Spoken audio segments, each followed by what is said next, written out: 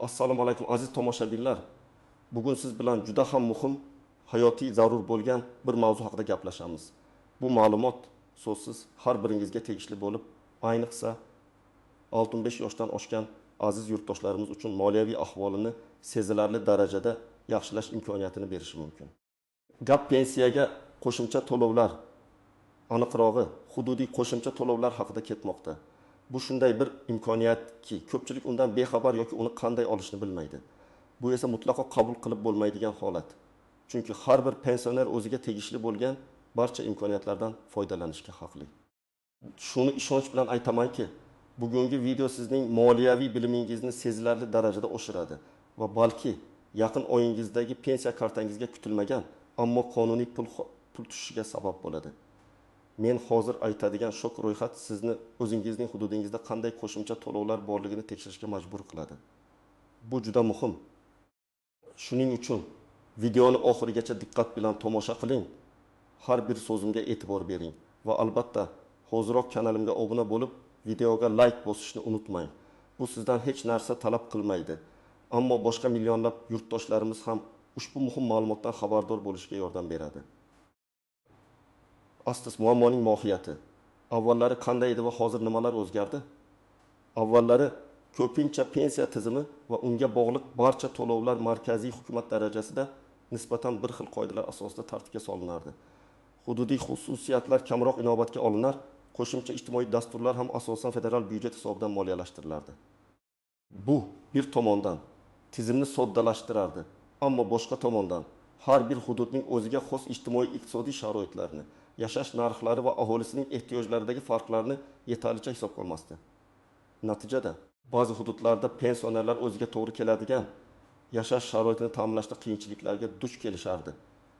Chunki markazdan belgilangan pensiya miqdori mahalliy narx-navoga mos kelmasdi.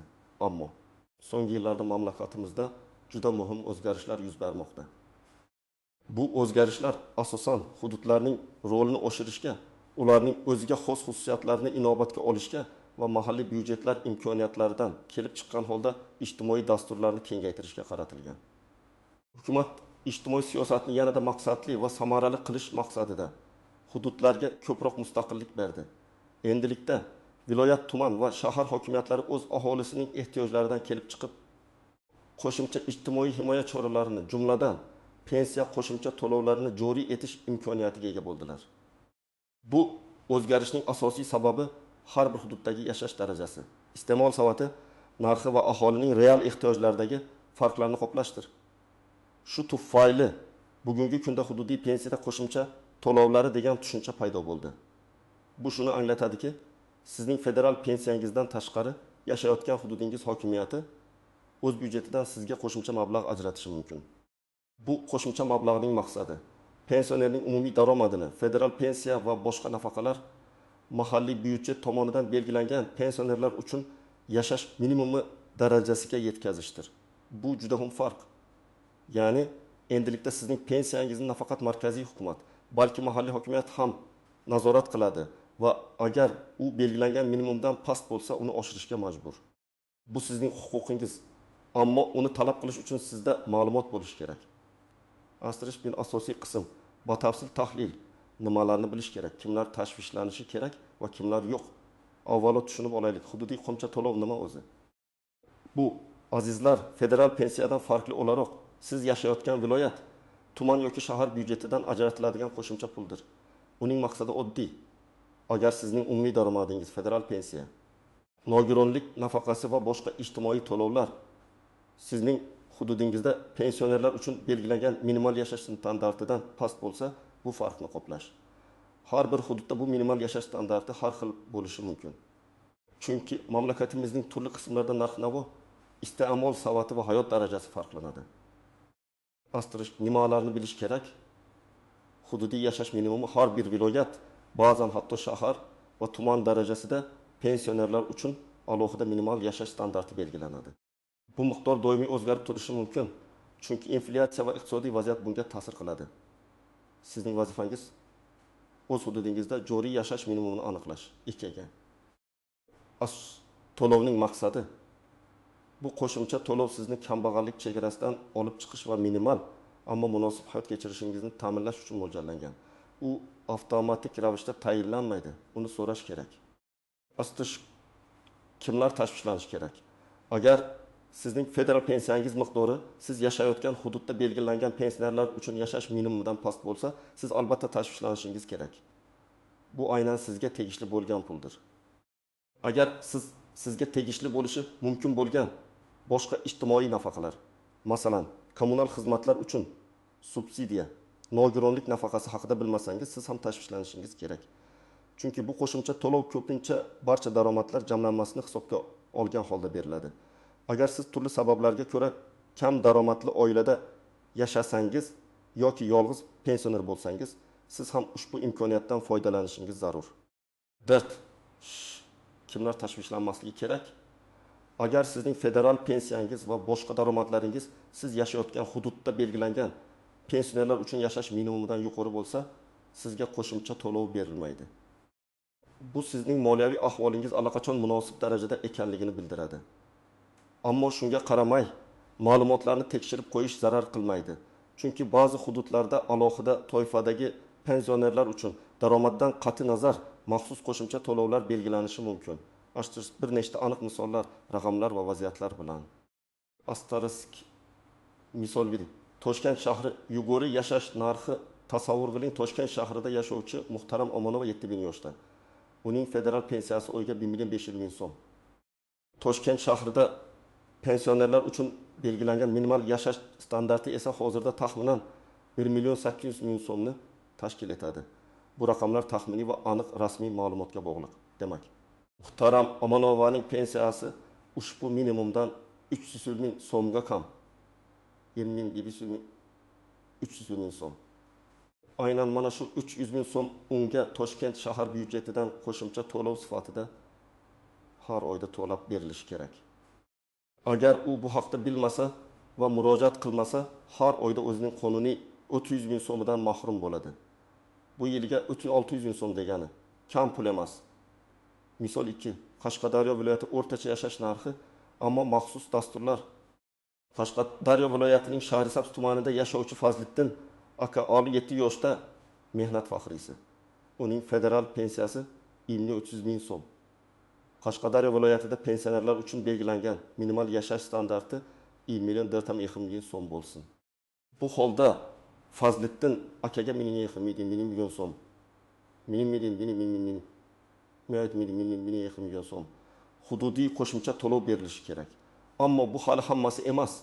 Agar Shahrisabz tumanida mehnat faxriylari uchun mahalliy hokimiyat tomonidan belgilangan yana qandaydir qo'shimcha nafaqalar yoki moddiy yordam dasturlari mavjud bo'lsa, Fazliddin aka ulardan ham foydalanishi mumkin. Misol uchun, har oyda mehnat faxriylariga 100.000 so'mdan qo'shimcha berish haqida qaror bo'lishi mumkin. Bu holda Fazliddin akaning umumiy qo'shimcha to'lovi 2.000 so'mni tashkil etadi. Bu yerda hududiy farqlar nafaqat yashash minimumida, balki maxsus toifalar uchun mo'ljallangan dasturlarda ham namoyon bo'ladi. Misol 3. Xorazm viloyati. Pensiya minimumdan yuqori Xorazm viloyatining Urganch shahrida yashovchi Gulnora opa 9 yoshda. Uning federal pensiyasi 1.600.000 so'm. Xorazm viloyatida pensionerlar uchun minimal yashash standarti 1.500.000 so'm bo'lsin. Bu vaziyatda Gulnora opaning pensiyasi viloyatdagi minimal yashash standartidan 100 so'mga yuqori. Demak, unga yuqorida aytilgan standart pensiya qo'shimcha to'lovi berilmaydi. U tashvishlanmasligi mumkin. Ammo shunga qaramay, u o'z hududidagi mahalliy hokimiyat qandaydir boshqa daromadga bog'liq bo'lmagan qo'shimcha ijtimoiy dasturlar, masalan, davolanishga yordam, yoqilg'i uchun kompensatsiya joriy qilgan-qilmaganini tekshirish kerak. Ba'zida qo'shimcha to'lovlar nafaqat pensiya miqdoriga bog'liq bo'ladi, balki sog'lig'i, oilaviy sharoiti yoki hatto yosh, masalan, takni yoshdan oshganlarga kabi omillarga ham bog'liq bo'lishi mumkin. Asosiy qism qoidalardan istisnolar, tuzoqlar va ko'rinmaydigan nozik jihatlar bu bo'lim eng muhimlardan biri. Chunki unda siz kutilmagan vaziyatlarga duch kelmaslik uchun bilishingiz kerak bo'lgan murakkab jihatlarni tushuntiraman. Faqatgina qoidalarni bilishning o'zi yetarli emas. Ulardagi istisnolar va suv osti toshlarini ham anglash kerak. Qoidalardan istisnolar. Hamma hududlarda ham bir xil emas. Shuni tushunish kerakki, yuqorida aytilgan hududiy qo'shimcha to'lovlar tizimi hamma hududlarda ham bir xil shaklda ishlamaydi. Ba'zi hududlar o'zlarining moliyaviy imkoniyatlaridan kelib chiqib, yuqorida aytilgan umumiy qo'shimcha to'lov tizimini joriy qilmagan bo'lishi mumkin. Ammo ular buning o'rniga boshqa turdagi ijtimoiy yordam dasturlarini, masalan, oziq-ovqat, dori-darmon yoki kommunal xizmatlar uchun subsidiya taklif etishlari mumkin. Har bir hududning o'z ijtimoiy siyosati bor. Shuning uchun avvalo o'zingizning hududingizdagi aniq qoidalarni bilib olish juda muhim. 2. Maxsus toifalar uchun qo'shimcha to'lovlar. Ba'zi hududlarda qo'shimcha to'lovlar nafaqat pensiya miqdoriga qarab, balki pensionerning ijtimoiy maqomi, masalan, Ikkinchi jahon urushi faxriylari, mehnat faxriylari, yolg'iz pensionerlar, nogironligi bo'lgan shaxslar yoki katta yoshlilar uchun alohida belgilangan bo'lishi mumkin. Bu to'lovlar ko'pincha qat'iy belgilangan miqdorda bo'lib, daromad darajasiga bog'liq bo'lmasligi ham mumkin. Masalan, Farg'ona viloyatida tattami yoshdan oshgan yolg'iz pensionerlarga har oyda ma'lum bir miqdorda qo'shimcha yordam ajratilishi haqida viloyat hokimining qarori bo'lishi mumkin. Bu qaror doimiy pensiya to'lovidan tashqari amal qiladi. Tuzoqlar va ko'rinmaydigan nozik jihatlar. 1. Axborot yetishmasligi va bexabarlik eng katta tuzoq. Bu sizning ushbu imkoniyatdan bexabar ekanligingiz. Mahalliy hokimiyatlar yoki ijtimoiy himoya bo'limlari har doim ham bu haqida jamoatchilikni yetarlicha xabardor qilavermaydi. Bu ayniqsa qishloq joylarda va keksa avlod orasida dolzarb muammo. Ko'pchilik keksalar internetdan foydalanmaydi va bu kabi yangiliklarni bilish imkoniyatiga ega emas. Murakkab ariza berish jarayoni, ba'zi hududlarda ariza berish jarayoni qiyinlashtirilishi mumkin. Ko'p hujjat talab qilinishi, navbatlar, bir idoradan boshqasiga yugurishga majbur bo'lish, bularning hammasi pensionerlarni qo'shimcha to'lovlardan voz kechishga undashi mumkin. Afsuski, bürokratiya ba'zan bizning jamiyatimizda hali ham mavjud. Astash qonunchilikdagi o'zgarishlar, hududiy qonunchilik va qarorlar tez-tez o'zgarib turishi mumkin. O'tgan oyda amal qilgan qoida bu oyda o'zgarishi yoki bekor qilinishi mumkin. Shuning uchun ma'lumotlarni doimiy ravishda yangilab turish kerak. Bugun haqiqat bo'lgan narsa ertaga eskisi bo'lishi mumkin. Dard atsish, yashirin daromadlar. Bu juda muhim nuqta. Hududiy qo'shimcha to'lovni belgilashda sizning faqat federal pensiyangiz emas, balki boshqa manbalardan olayotgan barcha daromadlaringiz hisobga olinishi mumkin. Bularga nogironlik nafaqasi, boquvchisini yo'qotganlik uchun nafaqa, uy-joy, kommunal xizmatlari uchun subsidiyalar, hatto sizning nomingizga o'tkazilgan kichik bir oylik pul o'tkazmalari, masalan, farzandlaringiz tomonidan beriladigan doimiy yordam ham kirishi mumkin. Agar sizning umumiy daromadingiz federal pensiya, boshqa daromadlar hududiy yashash minimumidan yuqori bo'lsa, qo'shimcha to'lov miqdori kamayishi yoki umuman berilmasligi mumkin. Shuning uchun murojaat qilishdan oldin barcha daromadlaringizni to'liq hisobga oling. 5. Asik federal va hududiy minimumlar farqi. Ba'zan odamlar federal miqyosda belgilangan minimal pensiya miqdorini hududiy yashash minimumi bilan adashtirishadi. Bu ikki tushuncha butunlay boshqa narsalar. Federal minimal pensiya butun mamlakat bo'ylab bir xil bo'lishi mumkin. Ammo hududiy yashash minimumi har bir viloyatning o'ziga xos iqtisodiy sharoitlariga moslashtiriladi. Sizga aynan hududiy yashash minimumi kerak. 6. Vaqtincha ro'yxatdan o'tish yoki ko'chish. Agar siz bir hududdan boshqasiga vaqtincha yoki doimiy yashash uchun ko'chib o'tsangiz, qo'shimcha to'lov olish huquqingiz o'zgarishi mumkin. Ko'pgina hududiy qo'shimcha to'lovlar muayyan hududda doimiy ro'yxatdan o'tgan shaxslar uchun mo'ljallangan. Shuning uchun ko'chishdan oldin bu masalani aniqlashtirib olish shart. Bu murakkabliklarni bilish sizni yo'l qo'yilishi mumkin bo'lgan xatolardan himoya qiladi va huquqlaringizni to'liq ro'yobga chiqarishingizga yordam beradi. Esda tuting, bu pul sizga tegishli bo'lishi mumkin va uni olish uchun harakat qilishdan uyalmaslik kerak. Amaliy maslahatlar, tomoshabin nima qilish kerakligi bo'yicha aniq qadamlar. Endi eng muhim qismga o'tamiz. Aniq qadamlar. Qanday qilib bu qo'shimcha to'lovni olish mumkin? Sizdan nimalar talab qilinadi? 1000 qadam. O'z hududingizni o'rganing, rasmiy manbalarni toping. Avvalo, siz yashayotgan viloyat yoki shahar hokimiyatining rasmiy veb-saytini toping. Ko'pgina hokimiyatlarning veb-saytlarida ijtimoiy himoya, aholini ijtimoiy qo'llab-quvvatlash, pensiya ta'minoti yoki shunga o'xshash bo'limlar mavjud. pensiyaga qo'shimcha to'lov yoki pensiyaga yashash minimumi so'zlarini qidiring. Aynan o'zingizning hududingizda pensionerlar uchun belgilangan minimal yashash standarti qancha ekanligini, shuningdek, pensiyaga qanday qo'shimcha to'lovlar belgilanganini aniqlang.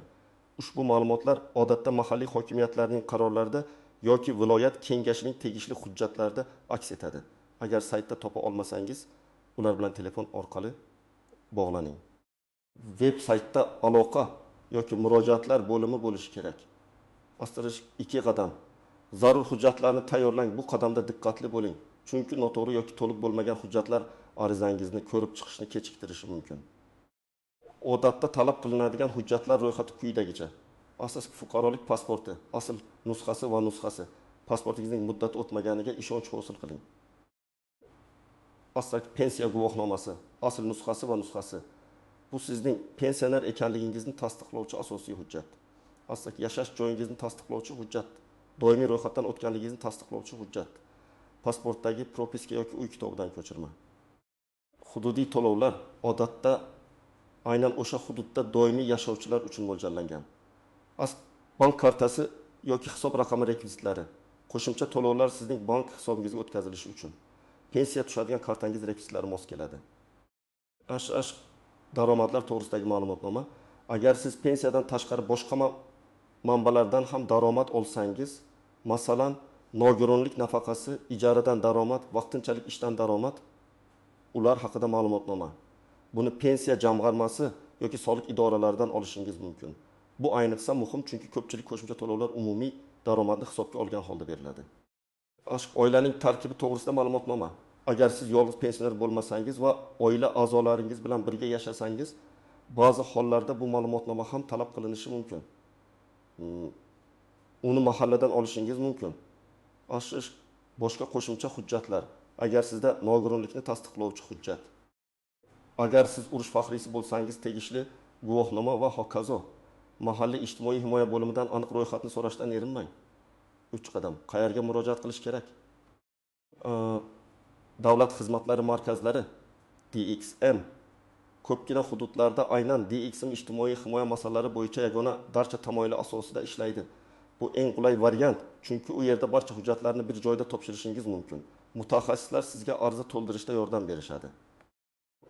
Mahalliy ijtimoiy himoya bo'limlari har bir tuman va shaharda aholini ijtimoiy himoya qilish bo'limlari mavjud.